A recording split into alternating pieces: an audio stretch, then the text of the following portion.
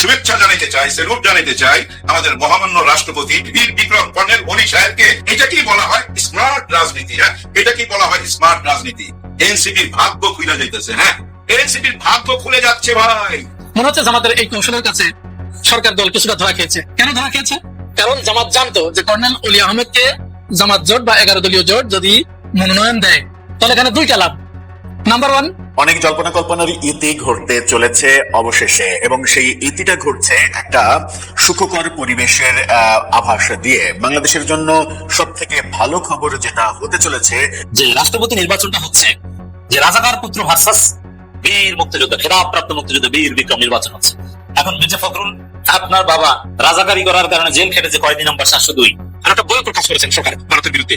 বাংলাদেশের ইতিহাসে এটা ঘটে অতীতে কখনো। এটা দ্বারা সারা পৃথিবীতে ভারতকে এক ধরনের ভারতের মান সম্মান ধুলায় মিশিয়ে দিয়েছেন। এই যে দুইটা কাজ করেছেন, এই দুইটাই ভারতের বিপক্ষে গেছে। ভারতের রাজধানী নয়াদিল্লিতে সাবেক প্রধানমন্ত্রী শেখ হাসিনার মৃত্যু হয়েছে, এমনটাই জানিয়েছেন স্বরাষ্ট্রমন্ত্রী সালাউদ্দিন আহমদ। ভারতের নয়াদিল্লির একটি হোটেলে চিকিৎসাধীন অবস্থায় মৃত্যু হয়েছে তৎকালীন প্রধানমন্ত্রী শেখ হাসিনা, নিশ্চিত করেছে নয়াদিল্লির বাংলাদেশ হাই কমিশন। হাসপাতালে নিয়ে যাওয়া হলে চিকিৎসা চলাকালীন মৃত্যু হচ্ছে। জামাতের এই কৌশলের কাছে সরকার দল কিছুটা ধরা খেয়েছে। কেন ধরা খেয়েছে? কারণ জামাত জানতো যে কর্নেল ওলি আহমেদকে জামাত জোট বা 11 দলীয় জোট যদি মনোনয়ন দেয়, চূড়ান্ত ভাবে মেনে নেয়, তাহলে এখানে দুইটা লাভ।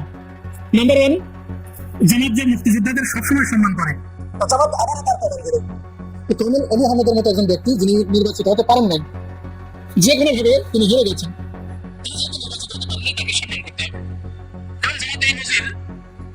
নারী সংসদ সদস্য এই ক্ষেত্রেও কিন্তু দেখিয়েছে, মাহমুদা মিতুকে কিন্তু এনেছে, তার প্রতি সম্মান দেখিয়ে তাকে এনেছে, তুলে এনেছে।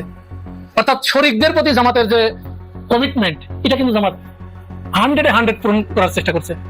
তাহলে কর্নেল অলিকেও তিনি আবার এগিয়ে আনলেন যে আপনি এই পদের উপযুক্ত। অর্থাৎ জামাত কর্নেল অলিকে এইটা বোঝালেন যে বীর বিক্রম, আপনি শুধু আমাদের দলের একজন সাধারণ মানুষ নন, একজন সদস্য নন, একজন শরিক দলের একজন অংশীদার নন, আপনাকে আমরা ওই জায়গায় কল্পনা করি। এবং সর্বসম্মতিক্রমে 11 দলীয় জোটের সমস্ত নেতৃবৃন্দ মিলে কিন্তু এই কাজটি করেছে। তাহলে তাকে প্রথমত সম্মান দেয়া যে আমরা আপনাকে ওই জায়গায় রাখি।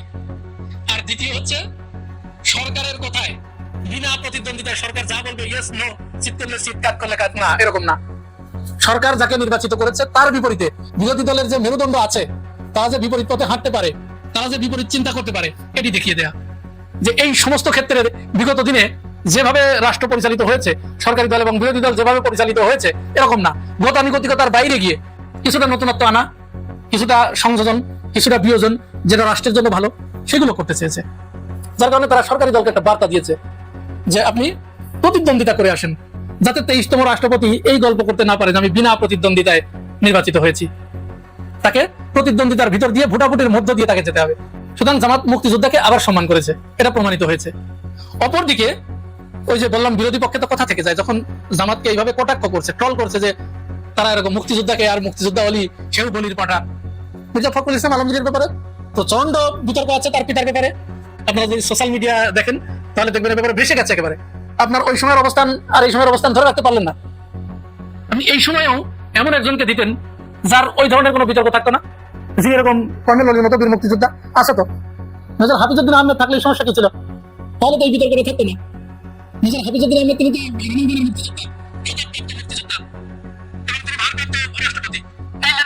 তো তাহলে বিএনপি কিন্তু এখানে জামাতের কৌশলের কাছে প্রাথমিকভাবে ধরা খেয়েছে, এবং ওই জোর গলায় তারা এই কথা বলতে পারবে না। যাই হোক, ওটাও আমাদের আলোচনার বিষয় না। আমরা মনে করি বিগত 17 বছর ধরে এই আওয়ামী লীগ বাংলাদেশের মানুষকে এই মুক্তিযুদ্ধের পক্ষে এবং বিপক্ষে এই কথাটি বলে পুরো দেশটাকে বিভাজন করে ভারতের হাতে তুলে দেওয়ার সমস্ত ষড়যন্ত্র করে ফেলেছিল, এবং এই কাজটা নির্বিঘ্ন করতেই তারা এই বিভাজনটা, এই বয়ানটা সামনে এনেছিল। 2024 সালের পরে বাংলাদেশের মানুষ সত্যিকার অর্থেই এই মুক্তিযুদ্ধের পক্ষে এবং বিপক্ষে এ নিয়ে আর আলোচনা শুনতে চায় না। কারণ এই মুহূর্তে বাংলাদেশে বাংলাদেশি ছাড়া আর কেউ নাই। এখানে যারা আছে আওয়ামী লীগ বাদে বাকি শতভাগ দেশপ্রেমিক, একেবারে 100% দেশপ্রেমিক, সে যেটা যে যাই বলুক না কেন। এখন আসুন আমরা একটু মির্জা ফখরুল ইসলাম আলমগীরের ব্যাপারে বলি। মির্জা ফখরুল ইসলাম আলমগীর রাষ্ট্রপতি হলে যেটা হবে, আপনারা তো জানেন তিনি দক্ষিণ পন্থাকে প্রচন্ড ভয় পান। সম্ভবত ফখরুল ইসলাম আলমগীরের আগে এরকম গোড়া বামপন্থী রাষ্ট্রপতি বাংলাদেশে ইতিপূর্বে কেউ হয় নাই। তিনি প্রথম হতে যাচ্ছেন যিনি চরমভাবে বামপন্থী, বিএনপির রাজনীতি করলেও তিনি মনে প্রাণে বামপন্থী। বামপন্থী মানে তো আওয়ামী লীগ এবং ভারতের সাথে তাদের একটা কানেকশন রয়ে গেছে, এবং মির্জা ফখরুল ইসলাম আলমগীরের সাথে সরাসরি সম্পৃক্ত হচ্ছে প্রথম আলো, ডেইলি স্টার, এরা এই গ্রুপটা। ওইখান থেকেই কিন্তু ফখরুল ইসলাম আলমগীর উঠে আসা। তার উদাহরণ দেই, এই যে মেজর জাহিদকে যে হত্যা করা হয়েছিল, প্রথম আলো যে বয়ান তৈরি করে তাকে জঙ্গি বানিয়ে হত্যা করেছিল, এরপরে যে উত্তরায় র্যাবের একটা আয়নাঘর বন্দিশালা যে শনাক্ত করা হলো, এইখানে প্রথম আলো লিখলো তথাকথিত বন্দিশালা। এরপরে যখন প্রচন্ড ভাবে সারা বাংলাদেশে হইচই শুরু হলো, প্রতিবাদ শুরু হলো, তখন তারা ওইটা কেটে দিল। কেটে দেওয়ার পরে তারা কি করলো, দৌড়ায় গিয়ে তার পরের দিনই মির্জা ফখরুল ইসলাম আলমগীরের সাক্ষাৎকার ছেড়ে ফেললো। বুঝতে পেরেছেন? এটা হচ্ছে তাদের কৌশল। তারা জানে যে তাদের কে আছে, তাদের মির্জা ফখরুল আছে। মির্জা ফখরুল থাকলে তাদের আর কোনো সমস্যা নেই। বাংলাদেশকে যদি তারা ভারতের হাতে তুলেও দেয়, তাতেও তাদের কোনো সমস্যা নেই। এটা তারা খুব ভালো করে জানে, যার কারণে ওইখানে যে ক্যাপচার করে ফেললো। ভিডিওর শুরুতেই প্রধানমন্ত্রী তারক রহমান সাহেবকে ধন্যবাদ। কি ধন্যবাদ? সেটা হচ্ছে উনি আজকে দেখলাম খবরে ব্রিক্সে যাচ্ছেন না প্রধানমন্ত্রী। ভারতীয় প্রধানমন্ত্রীর আমন্ত্রণে ব্রিক্স সম্মেলনে যাওয়ার কথা মানে আমন্ত্রণ জানিয়েছিলেন বাংলাদেশের প্রধানমন্ত্রীকে। আমরা সেটা কনসার্ন প্রকাশ করেছি। আমরা বলেছি ব্রিক্স একটা dead issue, it's a poison for Bangladesh, it's a trap, it's একটা মরণ ফাঁদ। ডোন্ট গো দেয়ার। ভুলে ওটা নাম নেবেন না।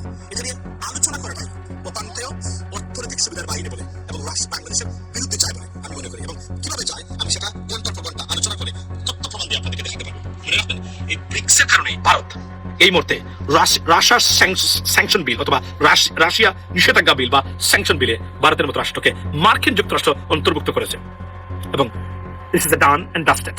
ভারতের জন্য কঠিন সময় আসছে আগামীতে। এটা একটা ভয়ঙ্কর মানে জিনিস মানে যুক্তরাষ্ট্র থেকে কেউ কি কল্পনা করেছেন? কারণ ভারত মনে করে বন্ধুত্বের দোহাই দিয়ে সবচেয়ে বড় প্রতারণা করেছে ভারত, মানে রাশিয়ার কাছ থেকে তেল কিনছে এই যুদ্ধ চলাকালীন অবস্থায়। এটা আপনি বলবেন তেল কিনলেই কিনা কিনলে এটা আলাদা ব্যাপার, কিন্তু একটা দেশের সাথে একটা দেশের চাওয়া পাওয়ার সম্পর্ক আছে। একটা সেকেন্ড থিং হলো, এবং ব্রিক্সে আমাদের যাওয়ার দরকার নেই, কেননা ব্রিক্সে যে আমরা অর্থনৈতিক সুবিধা পাই মার্কিন যুক্তরাষ্ট্র থেকে আমরা তার 10 গুণ বেশি পাই। এবং ব্রিক্সের যারা রাষ্ট্র আছে এরা আমাদের মার্কেট না, আমরা তাদের মার্কেট। মার্কিন যুক্তরাষ্ট্র আমাদের মার্কেট। সুতরাং মার্কিন যুক্তরাষ্ট্র took BRICS as an enemy organization or alliance, right? It's an anti-US alliance or de-dollarization alliance. তারা মনে করেন, and which is we have to comply with that because এটা আমাদের দেশের স্বার্থের জন্য। বাই দ্য ওয়ে, তো এটা করেছেন সরকার, ধন্যবাদ, এবং দেশকে বাঁচিয়েছেন। এটা একটা মরণ ফাঁদ তৈরি করেছিল ভারত আমাদের। তারা যে বুঝেছেন আমাদের কথা, রাষ্ট্রের কর্তা ব্যক্তি আছেন, তারা এটাকে সুন্দরভাবে বিবেচনা করেছেন থ্যাঙ্কস টু প্রাইম মিনিস্টার। এবং এট দ্য সেম টাইম আর একটা ভয়ঙ্কর কাজ করেছেন সরকার ভারতের বিরুদ্ধে, সেটা হচ্ছে ভারত থেকে আমদানিকৃত পচা 8 লক্ষ মেট্রিক টন চাল, আমি যদি মিস্টেক না করে বললাম হয় আমার, যে কোনো একটা অ্যামাউন্ট ফেরত দিয়েছেন। নজিরবিহীন ঘটনা, বাংলাদেশের ইতিহাসে এটা ঘটে নাই অতীতে কখনো, এই প্রথম। বুঝবেন এটা তারা শুধু ফেরত দিয়েছেন ভালো চাল এটা না, এটা দ্বারা সারা পৃথিবীতে ভারতকে এক ধরনের মানে ভারতের মান সম্মান ধুলায় মিশিয়ে দিয়েছেন, অর্থনৈতিকভাবে মারাত্মক ক্ষতি করেছেন বাংলাদেশের সরকার। কিভাবে? ভারত চাল রপ্তানি ভারতের অন্যতম বৈদেশিক মুদ্রা অর্জনের একটা খাত, এবং এই যে বাংলাদেশ চাল রপ্তানি সারা পৃথিবীতে অলরেডি চলে গেছে, মানে এই খবরটা এটা দ্বারা প্রমাণ হয় ভারত খারাপ বা নিম্নমানের পণ্য বা চাল বিক্রি করে অন্যান্য দেশে। It's gonna be high alert মানে সব জায়গাতে। তো এই যে দুইটা কাজ করেছেন, এই দুইটাই ভারতের বিপক্ষে গেছে। প্রশ্ন হচ্ছে অলি সাহেবকে কেন দাঁড় করাইলো? কর্নেল অলি সাহেবকে, বীর বিক্রম কর্নেল অলি সাহেবকে কেন জামাত ইসলাম দাঁড় করাইলো? এটার মাজাজা কি ভাই? কারণ আমরা তো বুঝতে পারতাছি ওনারা সংখ্যায় বেশি, 213-14 জন। ওনারা যাকে রাষ্ট্রপতি বানাইতে চায় তাকেই তো বানাইতে পারবে, কারণ ভোটটা তো ওদিকেই বেশি, আর ওনাদের মাত্র 77 জন। তারপরও কেন কর্নেল অলি সাহেবকে দিল? এর মাজাজাটা কি? এর রহস্যটা হলো এইটা যে দেখেন, এখন যদি জামাত ইসলাম বা 11 দল থেকে কোনো ক্যান্ডিডেট না দিত রাষ্ট্রপতি হওয়ার জন্য, কিন্তু ওনারা তো ভোট দিতে হইতো, তাই না? এই সংসদে তাহলে কাকে ভোট দিত? বিএনপির যে প্রার্থী তাকে তো ভোট দিত, তাই না? এমন তো না যে যদি ওয়াক আউট করুন সেটা তো করতে পারতো না, আবার ভোট দিয়ে দেবো না সেটাও কিন্তু খারাপ দেখা। তার মানে কি দাঁড়াইলো? যে আপনি নিজ হয়ে কোনো ক্যান্ডিডেট দিলেন না, আবার ভোটও দিলেন না, দেখতে কতটা খারাপ দেখায়। এবং রাজনীতিটা চলে যায় অন্যদিকে, সমালোচনার সুযোগ থাকে, যার জন্য ওনারা নিজেদের একজন ক্যান্ডিডেট দিছে। হোক না হোক আমরা তো তাকে ভোট দিচ্ছি, এই ব্যাপারটা বুঝাইবার জন্যই ওনাকে দাঁড় করাইছে। ফেল করুক, কি যায় আসে? কিন্তু ইতিহাসের পাতায় তো লেখা থাকলো কারা কারা দাঁড়াইছিল এই 2026-এ রাষ্ট্রপতি পদের জন্য লড়াই করার জন্য। ওই জিনিসটা তো রাইখা দিল রেকর্ডে, তাই না? এটা কি বলা হয় স্মার্ট রাজনীতি? হ্যাঁ, এটা কি বলা হয় স্মার্ট রাজনীতি? এর মধ্যে আরেকটা গেম খেলছে কিন্তু আপনারা দেখছেন, বিরোধী দলের নেতা যে লাল দালানে থাকে, সরকারি বাড়িতে যে থাকে উনি, ওখানে একটা প্রদর্শনী করছে এই 71-কে নিয়ে। 71-এর যে স্বাধীনতার ঘোষক শেখ মুজিবুর রহমান, ওইটা কিন্তু ওনারা এখানে প্রদর্শন করছে এবং পুরো 71টাই তুলে ধরছে। কিন্তু শহীদ প্রেসিডেন্ট জিয়াউর রহমান যে স্বাধীনতার ঘোষক সেটা নাই, ওই ভাষণটা নাই। বঙ্গবন্ধু শেখ মুজিবুর রহমানের ভাষণটা আছে, এবং ওই 71 থেকে 75 পর্যন্ত দেশটা কিভাবে চালাইছে, কিভাবে বাকশাল বানাইছে, সব ইতিহাসই তুলে ধরছে। এমনকি এরশাদের ইতিহাসও আছে, শেখ হাসিনার ইতিহাসও আছে, কিন্তু শহীদ প্রেসিডেন্ট জিয়াউর রহমান ওই ভাষণটা নাই। এটা নিয়ে কিন্তু অনেক কথা উঠছে, এবং মির্জা ফখরুল সাহেবও প্রতিবাদ করছে, বিএনপির সমস্ত বড় বড় নেতারা এটা নিয়ে প্রতিবাদ করছে, রক্সতে চিল্লাচিল্লি হইতেছে। জামাত ইসলাম কিন্তু খুব কায়দা করে একটা জবাব দিছে। কায়দা কথাটা কেন বললাম পরে বলতেছি। জবাবটা এরকম ছিল যে ভাই আমরা ওই ফেসিবাদ সরকারের ইতিহাস তুলে ধরছি, এখানে তার জন্ম থেকে একদম এন্ড পর্যন্ত। এখানে শহীদ প্রেসিডেন্টের ওই ভাষণ আনাটা আমরা শোভনীয় মনে করি নাই। এটাই ওনারা উত্তর দিচ্ছে যে এটা আনাটা ঠিক হইতো না, কিন্তু এটার আরেকটা সারমর্ম আছে, মজা আছে ভাই। সেটা কি জানেন? চোখের ভিতরে আঙুল দিয়ে দেখায় দেওয়া, একদম চোখের ভিতরে আঙুল দিয়ে দেখায় দেওয়া। তোমরা যে ডকুমেন্টারিটা বানাইছিলা সেখানে তো নাহিদ ইসলামের নাম নাই, সেখানে তো আসিফ মাহমুদ সজীব ভুঁইয়ার নাম নাই, সেখানে ঘোষক হিসাবে নাম আসছে কার? তারেক রহমান সাহেবের। এই যে সত্যটার পাশে যে দাঁড়াইলে না, কেমন লাগছে আমাদের তখন, এখন তোমাদের কেমন লাগে? শহীদ প্রেসিডেন্ট জিয়াউর রহমানের নামটা না দেওয়াতে তোমাদের এত জ্বালা করা, কিন্তু জুলাই যে তথ্যচিত্র বানাইলা ওইখানে যে আমাদের নাম নাই, আমাদের নামটাকে হাইজ্যাক করে নিয়ে গেলা, আমাদের কেমন লাগছে? ওইটা চোখে আঙুল দিয়ে বুঝাই দেওয়ার জন্যই কিন্তু ওই কাজটা করা হয়েছে। এটা আমার ব্যক্তিগত ধারণা। কেমন লাগে এখন তোমাদের নাম দেই নাই, আমাদের নাম দাও নাই, আমাদের তেমনই লাগছে, তোমাদের যেমন লাগতেছে, এটা বুঝাই দেওয়ার জন্যই ওই কাজটা করছে। এটা আমার ব্যক্তিগত ধারণা। আপনাদের মতামতটাও লেখা জানাবেন ভাই ব্রাদার। এখন দেখেন দেশ যেভাবে চলতেছে, যেভাবে এই রাজনীতি চলতেছে, এর মধ্যে দেখছেন আপনারা একজন সংসদ সদস্য, ওনার নাম নজরুল ইসলাম, উনি কি বলতেছে? এই যে নাসিরউদ্দিন পাটোয়ারিকে যে মারছে, এই মাইকটা তো কম হয়ে গেছে, অল্প একটু মারছে, আসলটা তো এখনো দেই নাই, আসলটা এরপরে দেবো, মানে কোমরের মধ্যে দিবে, এটাই বুঝাই দিছে। আগে যেটা দিছে এটাতে তাদের মনোভূত হয় নাই, ওইটা সালাদ ছিল, বিরানি রাইখা দিছে। একজন সংসদ সদস্য নজরুল ইসলাম এটা যদি এরকম কথা বলে, তাহলে মাঠ পর্যায়ে ওরা লাঠি নিয়ে মারতে যাবে না কেন? উপর থেকেই তো নির্দেশ দিয়ে দিতেছে, ওই মাইকটা কিছু না, আসল মাইক পরে আসতেছে, মানে আসল মাইকটা মাইরা দাও।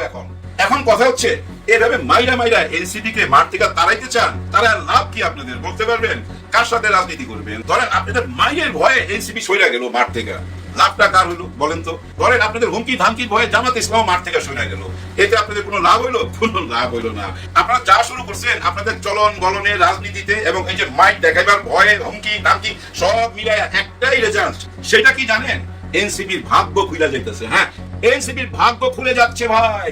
সত্যের পাশে এই রাজনীতিবিদরা দাঁড়াইতে না পারলো, জনগণ কিন্তু দাঁড়াইতে পারে। হ্যাঁ, জনগণ দাঁড়াইতে পারে।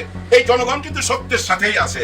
আপনারা কি পারছেন মানুষকে বুঝাইতে ওই ডকুমেন্টারির মাধ্যমে যে ঘোষক তারেক রহমান সাহেব, এটা কি খাওয়াইতে পারছেন? খাওয়াইতে পারেন নাই। আমাদের সালাউদ্দিন সাহেব তো বহু কথা বলছে, কিভাবে এই এক দফার দাবিটা ওনারা প্ল্যানিং করছিল শ্রীলঙ্কার লন্ডনে বসা, এবং রাশেদ খান এই কথা বলছে, উনি এই কষ্টটা লেখা পাঠাইছিল শিলংয়ে, তারপরে লন্ডনে গেছে, লন্ডন থেকে এক দফা দাবি জানাইছে, অনেক কথাই বলছেন, কিন্তু শহীদ মিনারে কে ছিল সেটাই মানুষ গণ্য করবে।